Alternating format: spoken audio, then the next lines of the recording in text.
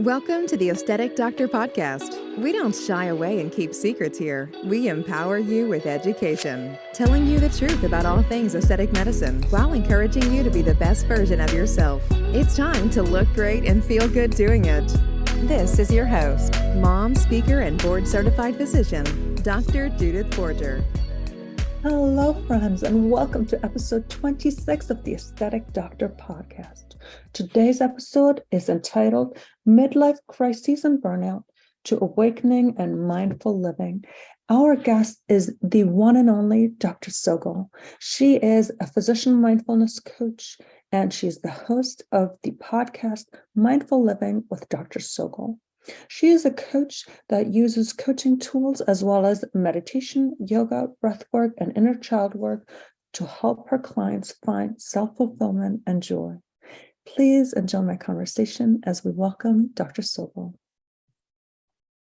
I am so excited to have you here, Dr. Sogol, and I love that in your work as a coach, you really focus on that, what we call, the midlife awakening, the midlife crisis, the midlife burnout. I really call it a lot of times the midlife realignment.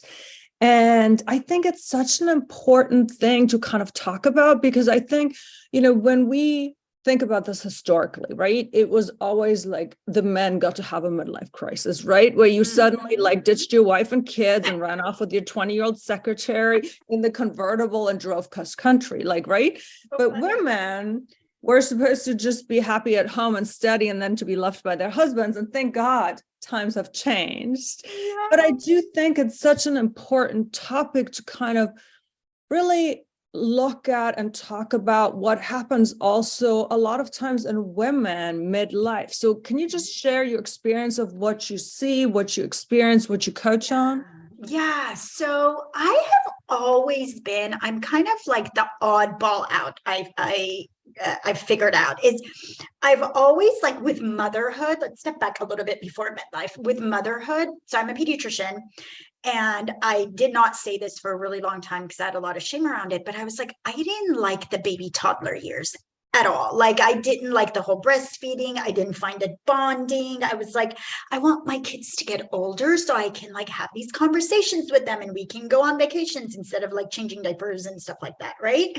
And so I always looked forward to their teen years or their preteen years and out of that baby years. And even in my own life, I'm 46 now, even in my 30s, when I turned 30s, these big transitions that we have, I was never oh God, I'm 30. I really want to be 21. I was oh my God, thank God. I did the 21 thing and it was great. And I did the partying, whatever that you do, but I never wanted to ever go back in time. So I think that's just kind of how my mindset has always been. So as I entered my 30s, I was awesome. I was done with one kid and I gave two. And then when I hit 35, I was yay, I don't have to have any kids anymore. Right. Wonderful. Awesome. That period is over. Now let's focus on what's moving forward. And then when I hit 40, I was wonderful. My kids are now older. I don't have to do the stroller thing and the burping thing and the nanny thing that drove me crazy. Right. As working moms, we always have to have someone, in place in case the kids are sick. And so that's how I kind of went forward with life. So then when I got to 40 and I was I'm feeling really tired and I'm feeling really angry. And I couldn't figure out, you do the whole as a physician, oh my God, I'm tired. I must have cancer. Let's check your CBC every 2 weeks. Make sure it's not cancer, right? You go to the rheumatologist. I just have chronic fatigue. What's wrong with me? But, you go out and you see all these subspecialists. And then for a time I was maybe this is just midlife. I was maybe this is just midlife and being a mom and a physician and working and a wife. And I kind of raveled in that for a while, but there came a time where I was even if this is midlife or a midlife crisis, I don't want to call it a crisis and I don't want to stay in this area and just accept it as it is. And I was like, what if we take this as an opportunity to see why it's come my way, right? Instead of being a victim and saying like, okay, well, this is just the way life is. This is what everybody else is doing. I was like, no. And that's why I named it. I honestly think midlife crisis is a spiritual awakening, or I love how you say it's a realignment, because that's exactly what it is. And you are realigning with literally who you were as a person, that pure self of yours when you were born into this life. That pure, like I mean, you could call it different things. That you could call it your true self. You could call it your soul. I use that a lot, like with your soul and doing the inner journey to be like, okay, I was conditioned a particular way by my parents, by my culture, by my religion. Our schooling had a huge part into our conditioning. And that's fine. I don't hate my parents. I don't hate my religion. I don't hate my culture. Like, they've taught me whatever I need to teach. But now that I've gotten this awakening, instead of going all the answers outside of me, why don't I come back home? Why don't I sit still a minute and be like, why am I feeling like this, right? Why is there this misalignment? Why is there this like tug between like me and me? I mean, I love everything that you've said. And that's really why I call it the midlife realignment, because I feel like both in my own life and also in a lot of times, I feel like that's when women come to coaching, is because they've sort of achieved, right, by society's rules. Like you said, we were taught like, you get good grades and then you go to college. And then, in our case, at some point we went to med school and then we meshed into a residency and then we maybe did fellowship and then we got a job and then we had the kids and then we had the big house and then we had to take care of the nannies. And then, and I know not everybody listening here is a physician, but you might have been told that after college, you get married and you get the kids and you get the job and you like work up that corporate ladder to like management. And then at some point you just look in the mirror and you're like, is this what this is really all about? And your truest self, and I call it the truest self, but I love how you mentioned some of these other words just to keep it really inclusive, like still lies within you, that person that you were before school told you that you had to get A's, and before, somebody maybe made some comments that you were too loud, or that girls are supposed to do this and boys are supposed to do this, which, thankfully, I think now some of those gender roles are hopefully getting a little bit less so, but they're still being very pervasive. And especially, some of us who are like from immigrant families, and then there's that whole culture that we bring in. And I've heard somebody else say that, like in my culture, we had a choice to be like a doctor or an engineer or a lawyer, like, but those were the choices, like, right. That was mine. or like your parents that have worked so hard to come to this country, and now you kind of got to pay them back by doing X, Y, and Z, or, whatever it might be, right? Anytime there's something that you feel that you have to do, and we grow up in this conditioning. And then I do kind of love the fact, though, that we get this opportunity, right? At some point during life to take inventory really before the end of our life. Because I remember my grandmother, when this was shortly before she died, and she was like, always like, you guys do what you want to do. Like, I wish I would have been able to get divorced from my abusive husband. And I wish I would have been able to do this, Y, and Z, so that we get this opportunity, because I think that's kind of what you coach on, right? Is that this is really an opportunity to shift your life into a way that is mostly aligned with you, and that we don't have to keep carrying on. Yeah. And I love that word that you say, opportunity, right? So if you look at just words, like words carry an energy, words carry a weight, right? If we talk about burnout, burn doesn't feel good. like you're burning. And out, usually like out is like, okay, I got booted out, right? I got, like laid off, or I got fired, right? But if we reword it and we say, okay, this is an opportunity, this is a realignment, this is an awakening, like that carries a completely different energy around it than these words. So that's just to be really mindful of how you speak and what perspective you see these circumstances that come up in your life. I think is the first step, is just having awareness around like, oh, I'm using that burn word again. Every time I use it, it doesn't feel good to my body. Oh, but maybe it's not a burn. Maybe it's an awakening. Maybe it's a realignment. Maybe it's an opportunity. If we had to look at if we could look at, or if we were even taught to look at every circumstance in our life as an opportunity, like imagine if you went back and you thought like, oh, that crazy boyfriend that I dated for 3 years, oh, that was a great opportunity. What did I learn? Versus like carrying that trauma or, those negative memories with you. I mean, our life would be completely different.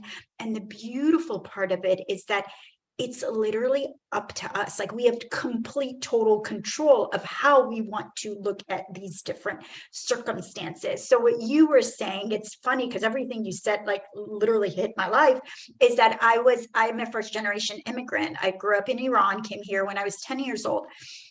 And yes, for immigrants, my parents work still work very, very hard, right? The immigrant story. And we had 3 options for careers. It was medicine, law, and engineering, right? And I was never good at maths. I was like, oh, I can't do engineering. And I really wanted to be an attorney. And I love to talk. That's why I have a podcast. That's why I come on podcasts. That's just like very natural to me. And I was a very loud kid. Like you say, girls shouldn't be loud. And I had a really good childhood back in Iran. And then I came here, and imagine like a 10-year-old, I was like 9 girl that comes here, and I knew maybe like, hi, how are you? Like minimal English. And this is a 10-year-old girl that was very verbal, very social, very active. And I literally went mute, because I was, every time I talked, first of all, I couldn't talk, but the words that I did know I got out, it sounded different, right? It wasn't, the same accent.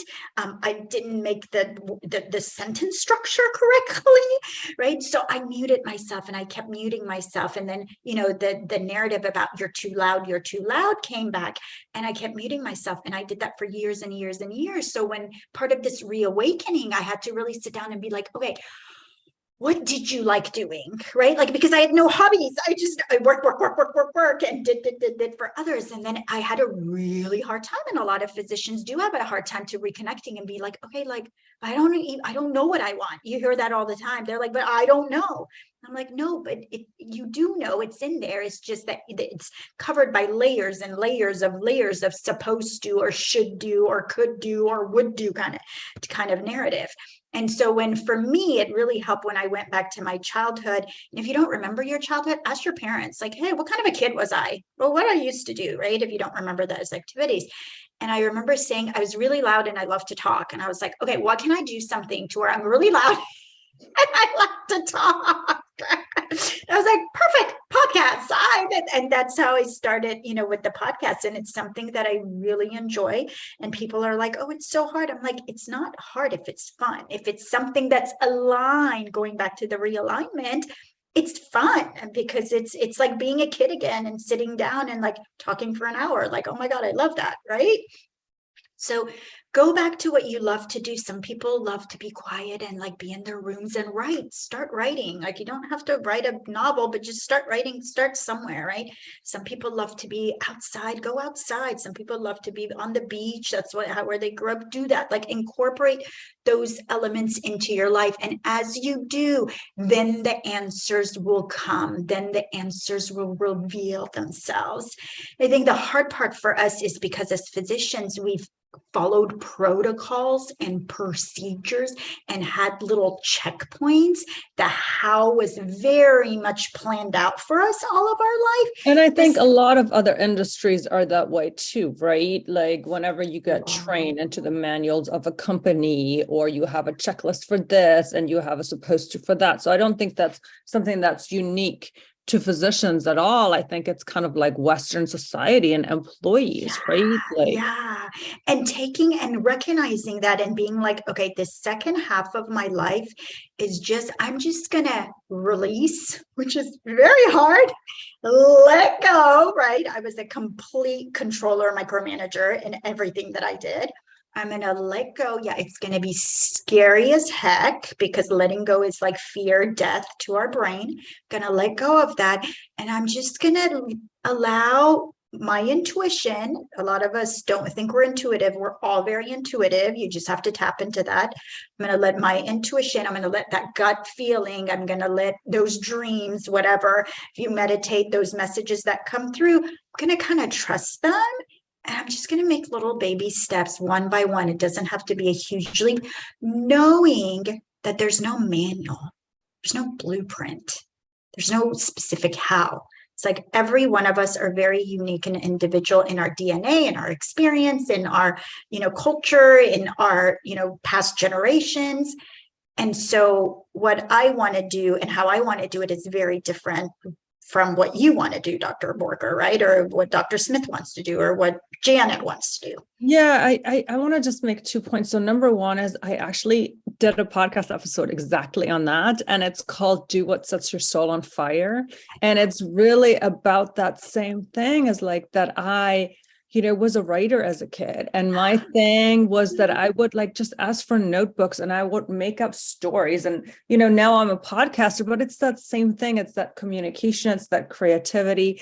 And then number two, when we talk about burnout, if you're listening and you're right now feeling that burnt out, crispy part, like it's okay to also be in that state. We are having a conversation between two women that are not only coaches, but that have also done a lot of work over the years.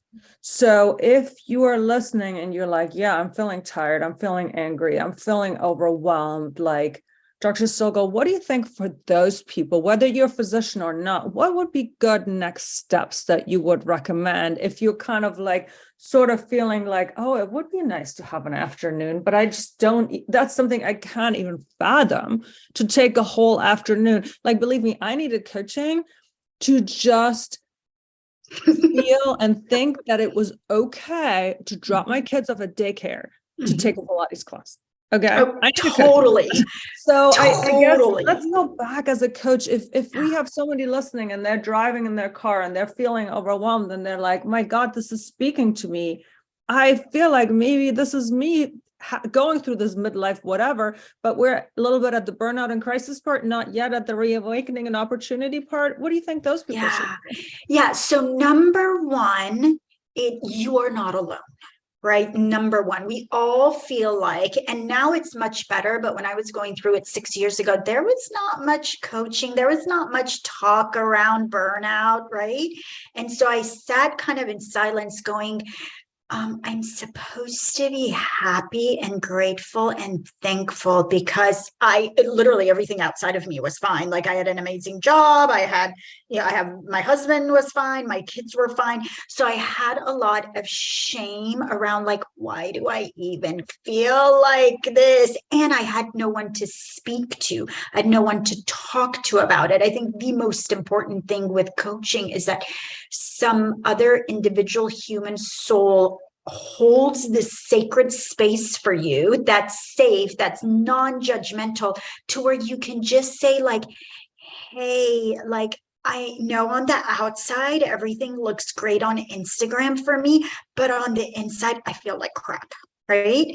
So knowing that whatever you feel is not a problem. Feelings are not a problem. They're not something to solve. Every feeling that you have is giving you a message. But what we tend to do is we're like, oh my God, I can't believe I yelled at again. I can't believe I'm always angry. I can't believe I'm always stressed out. I can't believe I'm always overwhelmed. And we're resisting it. But if we open up to it and we say, yeah, I'm angry, and maybe I'm allowed to be angry. Let's see where that anger is coming from. right? So that's where that first step of awareness comes in, is accepting whatever feeling that you're in right now, instead of shunting it and beating up on yourself and, and punishing yourself and putting yourself in timeout. It's like, okay, hi, anger. I see you want to come play. This is a play date. Let's play. Let me have a conversation with you. Okay, why am I angry? What's making you angry? Why is this feeling coming up? So acceptance is huge in this journey. Awareness and acceptance, right? Because the more you resist and you say, well, Dr. Smith over there, she's not angry. Okay, but you don't know what kind of feeling that she's carrying. Don't compare yourself. I'm working on my comparison and judgment of myself still. So just catch yourself, because your brain is still going to go to that, beating up on yourself. Why are you angry? Why are you anxious? Why can't you do this? That's the thing about burnout, right? Is, again, societal conditioning has told us, and a lot of our messaging has told us this happily ever after, right? As soon as you marry the prince and you're in the castle and you've got your kids, happily ever after. And I think, just to sort of add to what you're saying, I think the biggest thing is, it doesn't, you can be burned out if you have a great job and a great house and a great husband. Your life doesn't have to literally be on fire. And I think, like we had said, that is where a lot of the shame and, again, that societal judgment comes in. Well, what does she have to complain about? Her life is perfect. Her kid doesn't have a chronic illness. You know what I mean? Her husband isn't beating her. But that is totally irrelevant. Yeah, I guess that's what I want to say. Totally. Your feelings are valid. And I think the one thing that I want to add is to really treat yourself with exquisite tenderness. And then, as the next step, like Dr. Sogol said, once you have that awareness, reach out, whether that is a counselor, an EAP, your friends. Sometimes your friend and your family aren't the best ones, because sometimes they kind of have a stake in you being who you are. Or they have their own issues that they bring into the conversation. Where coaching and coaches really come in. And for those people who aren't as familiar with coaching, what would you say coaching is, or what your role as a coach is? Yeah, I think the most important, and I go back to this a lot, right? Because as coaches, we have our own growths in that space as well. And so I will tell you what I thought coaching was at the beginning, okay? And people would tell me otherwise, and I'd be like, yeah, that doesn't make sense. So as physicians, we're very much trained to diagnose, treat, and then get some sort of outcome, right? So as people were coming to me, clients were coming to me as me being their coach, I was like, oh, I have to create a result for them, right? It was very much like a transactional, oh, wait, I didn't make her feel better, so I must have not been a coach. That's not what coaching is about. People don't even want to feel better. People want, I think, number one, safety. They want a safe place to go to just verbalize how they feel without getting judged. And if you think about your own relationship, your husband, when you get if you think about those really vulnerable parts of you, which you probably have not even shared with your husband. There's a reason you haven't shared it with your husband. It's not that he's abusive and a bad person. It's just that relationship doesn't feel 100% safe for you to come forward and share whatever your experience is in whatever part of your journey, right? So a coach creates that. Those people are inside of your life. They're not outside of your life, right? And I think that is also the key, is that it's coaches are that neutral third party that have sort of therapists that have a completely different vantage point versus somebody who's in a relationship with you. Exactly, because the patient in the relationship, the husband in the relationship is going to bring his stuff in with you as well. So safety is huge. And I did not understand what safety meant until I started doing the work, and then just being heard. Like I tell my teenagers that are dealing with like anxiety and depression, I tell them, listen, go to the therapist, and I just want you to just share. Like the therapist doesn't even have to give you anything. The fact that you're going to get those thoughts out of your body and have a safe space to share it with, that's 50% of the work, right? Just creating that space to where you can be like, you know what, like my life looks great on the outside, but I feel like crap. But I can't really say that to my mother or my husband or my children or my mother-in-law, right? And having that, exactly like you said, that third person neutral, safe party to go to where literally you can say anything that you want and it's confidential, and it's not going to go outside of the sacred space that you've created with your coach. And that's something even with your friends. Like I started telling my friends, because I've opened up a lot more, I'm like, I can't do the chit chat stuff, guys. Like if I'm going to sit down with you, like I really am looking for heart to heart and soul to soul connection. I can't do that. How's the weather? Yeah, sometimes, but like I need that like really in-depth conversation about like, tell me what's on your mind. Tell me what's on your heart. Tell me. And I don't have to have an answer for it. I don't have to have a solution for it. I just want you to be heard. That's the biggest thing that coaching has done for me. It's like by speaking, I hear myself, because sometimes there's so much going on in your brain that you're not really hearing yourself. By speaking and putting things out there, you hear yourself, and then somebody else hears you as well. So you get validated both ways.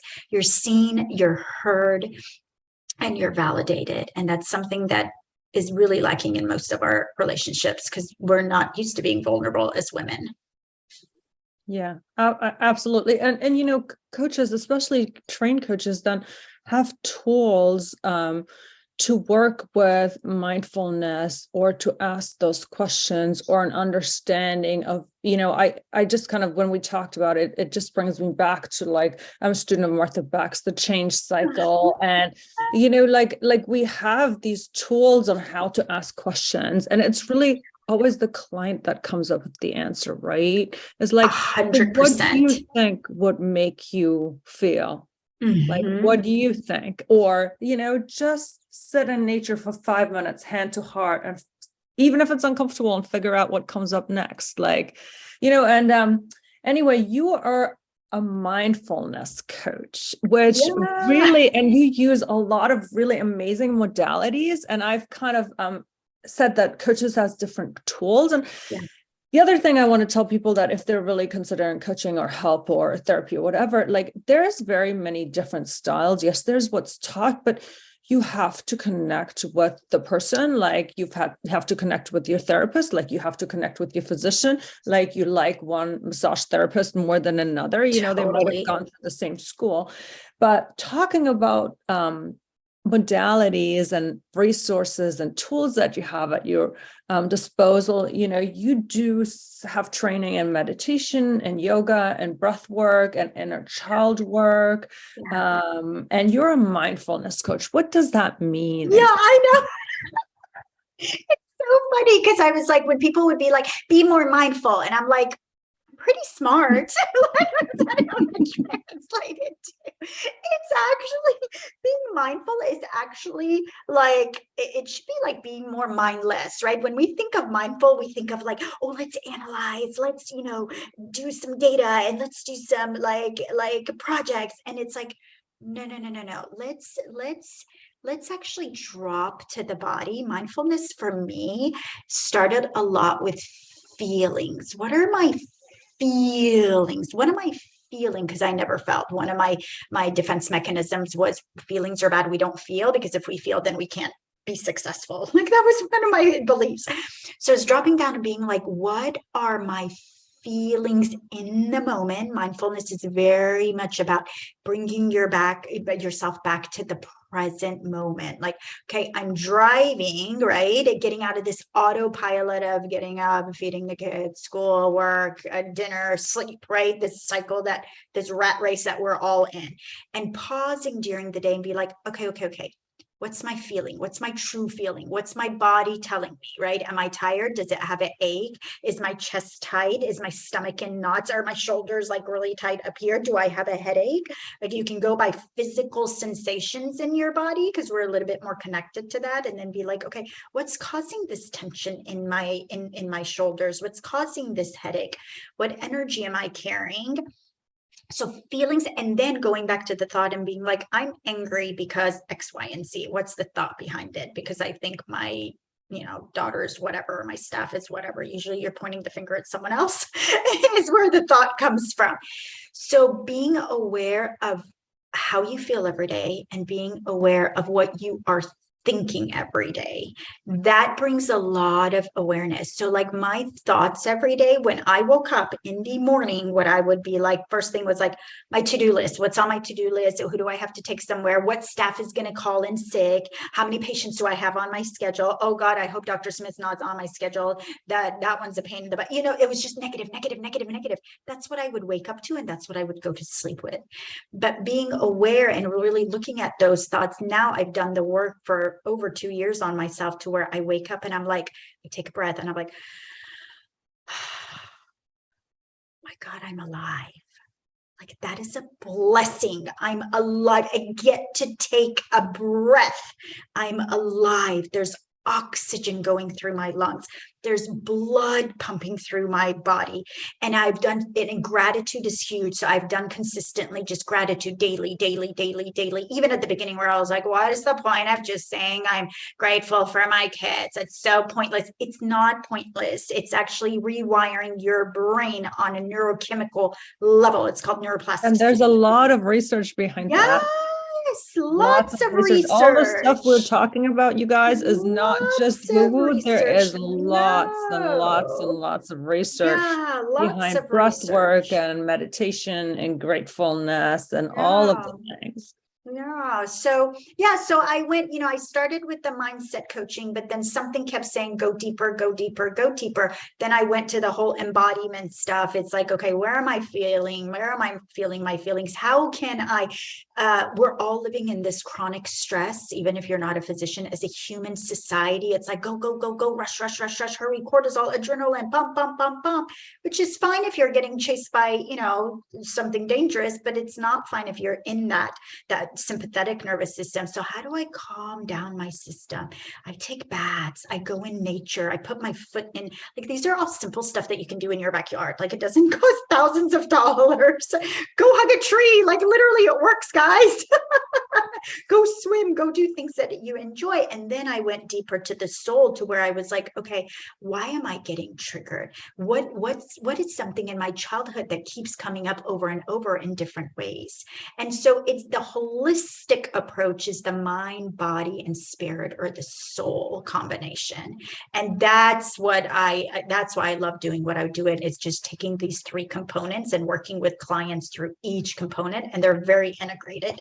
And it works. Like, if y'all knew me, I was complete ADHD. I went 200 miles per hour. I had 50 projects going at one time, and I was stressed beyond like craziness. And now my husband's like, what are you smoking? Like, literally, he's like, well, why don't you ever get angry? And I was like, it's not in my body anymore. Like, I don't People have said that to me, like in an argument. It's like, you just don't even care about the small stuff. Like, it's a bad thing. And I'm like, no, I don't. Yes. I don't and care they about translated as my husband says that in arguments. It's like, why don't you just care about this? And I'm like, because it doesn't matter. Like, if that is your insult now, that you don't care about the small stuff and you don't get worked up about the small stuff, it's like, all right, I can't really actually take that as a complaint. Yeah, totally. Yeah. So it works. Please invest in yourself.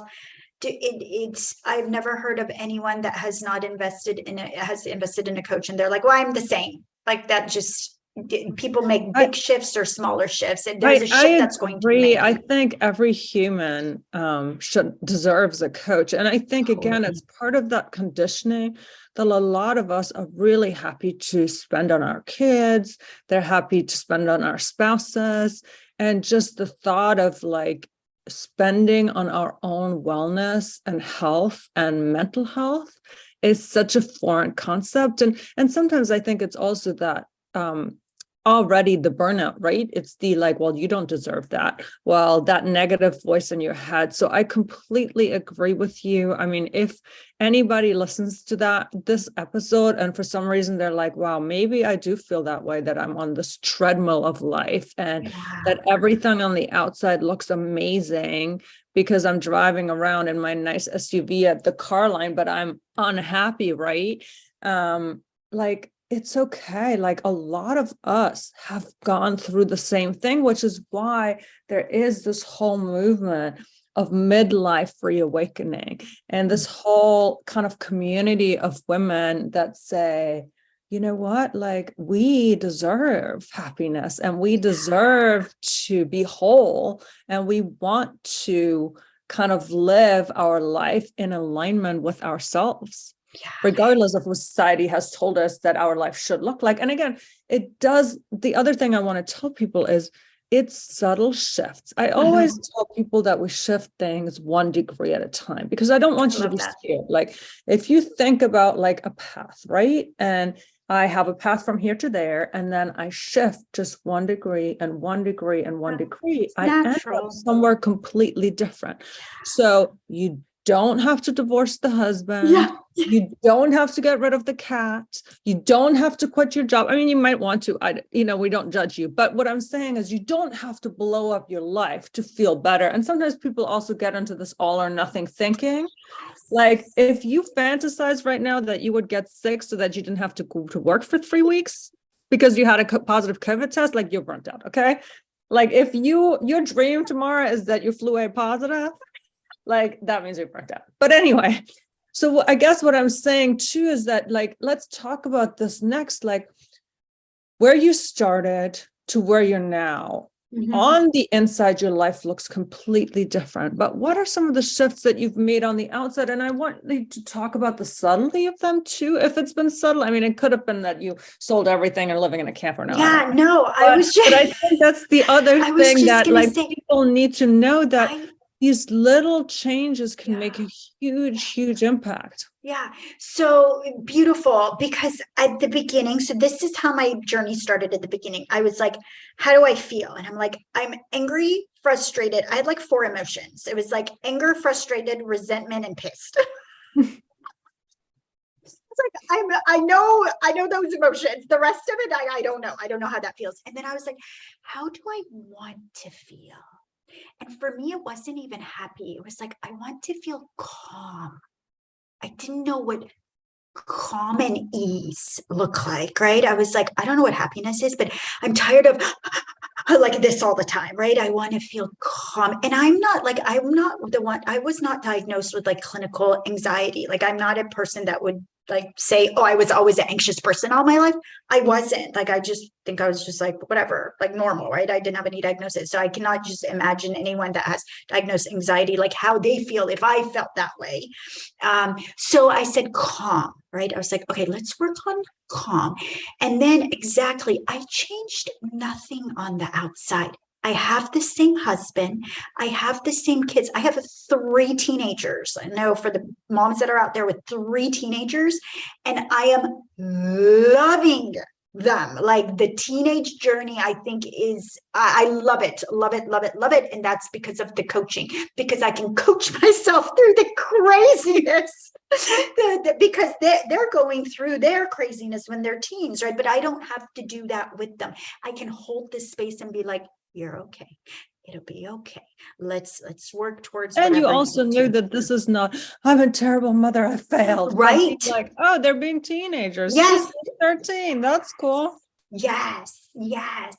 And so same kids, same practice. I still go to the practice 2 days a week. Same staff. Oh my God, I had so much issues and drama with my staff. Same staff, nobody left.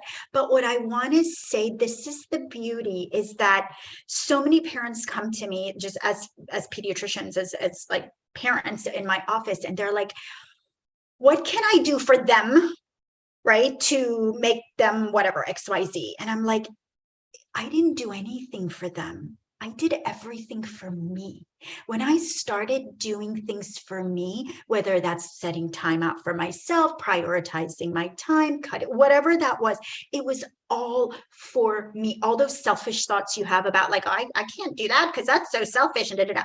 I did all that. I was like, we're just going to be selfish. Okay, let's give it 6 months and be selfish. And then if it falls through, fine. I did everything for me. And as I did that, what changed is my state of being went from anger to kind of like neutral. And now I am complete ease, right? And then they started noticing, and I started noticing my teenagers wanting to spend more time with me, which is uncalled for, right?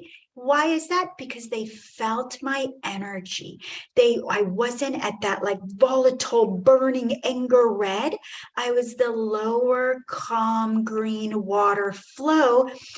And we're all energy in a sense, if you want to get super woo, and we get attracted to each other depending on our energy. So as I changed my state and my feeling, they came closer and closer and closer. And then that's where that heart and soul connection lies, is within. It's so much more than what you see with your eyes. It's all energy and frequency and feelings. You know how you walk into a room and you're like, oh, this person is so loving. Can I hug you? But you don't even know them. Okay, that's the feeling that they hold. That's what's attracting us. So connection has been huge in this journey. And I mean, just like you said, I mean, if somebody's out there and they're like, I want to change my family dynamic, I want to change my marriage, I want to change my work relationship, the only thing you can really control is yourself, right? And it's always in taking the ownership and not being a victim, and really getting to that point where with exquisite love and tenderness, you support yourself towards becoming the best version of yourself. And it might not always be easy. You might have to face some hard things, but the journey is always worth it, right? Like 100%. If you and I are sitting here sort of and I think, you know, that midlife realignment and awakening never changes. And I kind of like love that there's no endpoint, because I get to grow. I get to change. I get to evolve. I'm not stuck in this box of, oh, here's Jude and these are all the roles and this is where she ends. Like we get to expand our energy and kind of find these different parts of us and unlock these secret gates and gardens that we kind of maybe didn't know existed, maybe forgot about, maybe we're told to forget about. And so I love the fact that it's a journey. I know some people probably want to just be like, I want to go from here to better. But once you're at that point, it's not something you want to stop, because the journey is so lovely and the destination is so beautiful. And you want to just keep swimming and flowing with it and really see what's out there inside of your life, your mind, your possibility.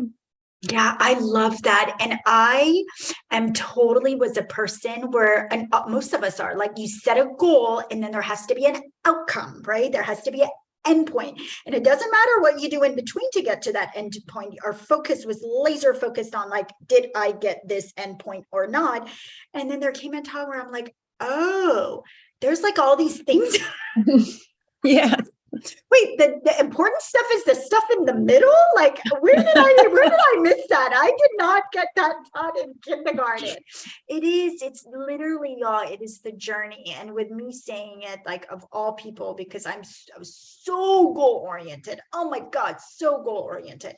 So for me to say that and to be able to take, to make those, prioritize myself and take those actions and sit through the discomfort and come to a place where I am, like, I just cannot imagine my life living the way I did before.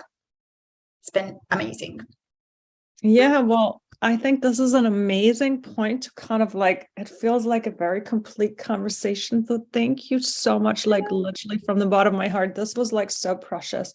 Now, if any of our listeners were like, wow, I want to hear more about that, I actually subscribe and listen to your podcast. So why don't you tell everybody a little bit about your podcast and where else they can find you? Now, people, as always, we put it all in the show notes, but I want to be able to kind of for you to share it to everybody listening. Thank you so much. So on my website is where you can find everything. It's drsogol.com, and it's DRSOGOL.com. So it's all one word, no space, no dots or anything like that. And I'm on Instagram. I'm super active on Instagram and Facebook. So I put daily stuff. I put my stuff that's going on, my mind drama that's going on. So if you want a little bit of like inspirational things from me, just follow me there. And you can go through my website for that. And then my podcast is Mindful Living with Dr. Sogol. Again, just go through my website and click on it. There's a link there. And literally my podcast is like all the experiences that I've had, I just share it with people. Like that's my creative outlet. So whatever's happening in my life and I learned something about it, I hop on and I'm like, hey, look, I screwed this up and this is what I learned, kind of thing. And I give away all my coaching tools and tips in my podcast.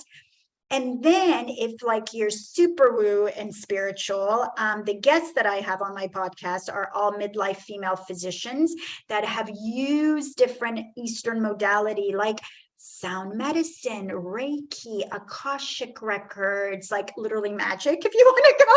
I was going to say that. And then you have these amazing guests that share all sorts of modalities. And the way I always feel about that is that it's really great to just open people's minds because I love meditation and I love yoga, but some people that might not be their thing. They might need tapping instead, or they might want to do, one of the many, many modalities. So I love that you really kind of give them a platform and just allow people to see what's out there, because who knows what's going to speak to somebody and what's going to be the guide to their soul. Yeah, I cannot emphasize that enough, guys. If you've reached out to someone and worked with a coach and you're like, it didn't work, it's because it wasn't a good fit. It's not that it didn't work. So listen to podcasts, go on social media, follow people and see if they vibe with your energy. And then if they do, then you can contact them. But there are so many different modalities out there. And I completely agree. Not everything is for everyone. And that's why there's options in life. Awesome. Well, again, thank you so much for this lovely conversation. Thank you, people, for listening. As always, if you have any questions, if this resonated with us, hit us up on Instagram, Facebook, or all of the other things. And we have all of Dr. Sogol's information in our show notes. So that way, if you have any questions or comments from her, you can contact her too. And again, thank you so much. Thank you so much. It was a pleasure. Super fun. Thank you for listening to the Aesthetic Doctor Podcast with Dr. Judith Borger. We'd love to connect with you outside of the show. Follow Dr. Borger on Instagram at Dr. Borger and find more online and ways to work with Dr. Borger at www.theaestheticdoctor.com. Until next time, be well.